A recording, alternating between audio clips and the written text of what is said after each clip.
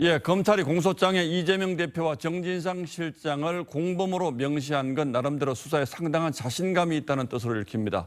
그래서 곧 이 대표를 소환할 거란 분석도 있습니다. 이 문제를 줄곧 취재하고 있는 주원진 기자에게 앞선 기사에 다 녹이지 못한 부분들을 물어보겠습니다. 자, 주 기자 어서 오십시오. 자, 주 기자가 확보한 공소장을 가지고 나왔군요. 전 성남시 공무원 김모 씨에 대한 공소장인 거죠? 네, 그렇습니다. 제가 들고 있는 이 문서는 저희가 확보한 검찰 공소장 복사본입니다. 예, 알겠습니다. 자, 이걸 보니까 김 씨의 이름보다 이재명 대표의 이름이 이 공소장에 더 많이 나온다고요? 네, 그렇습니다. 이 문서를 보면은 제가 공소장에서 이 대표의 이름이 몇 번 나오는지를 세어봤더니 총 33번이 나왔습니다. 예. 이 공소장이 24장인데 결국 한 장에 한 번 이상 이 대표의 이름이 언급된 겁니다. 예. 최측근인 정진상 실장도 17번이나 나옵니다. 예. 법조계에서는 실무진을 불구속 기소하면서 공소장을 이렇게 쓴 것은 검찰이 이 대표 기소를 기정사실화했다 이렇게 해석하고 있습니다. 예. 사실상 이재명 대표 공소장이라는 얘기도 나옵니다.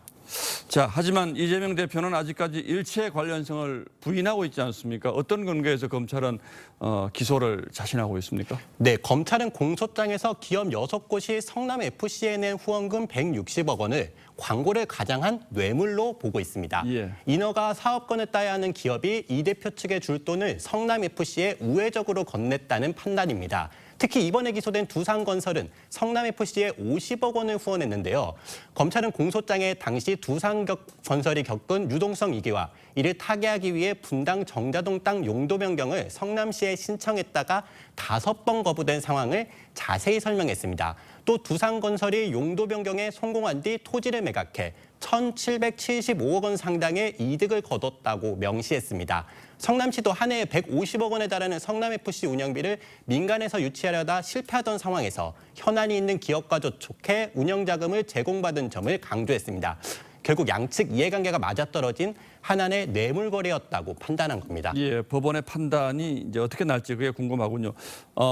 이 대표 측은 설사 그랬다고 하더라도 이거는 개인이 얻은 이익이 아니라 성남 시민 전체에게 돌아간 이익인데 이게 무슨 문제가 됩니까? 이제 이런 입장 아닙니까? 네, 검찰은 공소장에서 이 대표 측이 성남FC 후원금을 받고 얻게 된 사적 이익 부분도 명시해뒀는데요. 성남FC가 이 대표나 정 실장과 친분이 있는 직원들에게 수억 원 상당의 성과금을 지급했고 예. 정 실장은 수해에 걸쳐 성남FC 돈으로 해외 출장을 가는 등 이들이 후원금을 유용한 정황을 적어뒀습니다. 미르 K스포츠재단의 경우도 최순실 씨가 기업 후원금을 받아 사적으로 유용한 정황들이 나와 유죄가 선고됐는데요.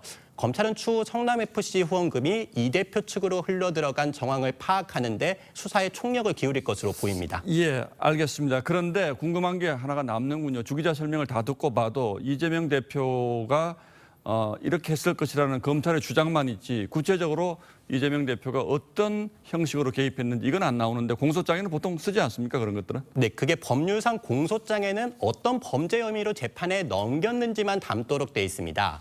이 대표가 구체적으로 어떤 지시를 했고 어떻게 개입했는지는 향후 재판에서 검찰이 하나둘씩 증거를 제시하며 입증할 예정인데요. 검찰이 수차례 압수수색과 관계자 소환 조사를 한 만큼 관련 증거는 재판에서 저희도 볼 수 있을 듯합니다. 자, 결국 앞으로 펼쳐질 재판 과정에서 검찰이 얼마나 설명 가능한 증거들을 내놓느냐 이게 중요한 관건이 되겠군요. 예, 주원진 기자 잘 들었습니다.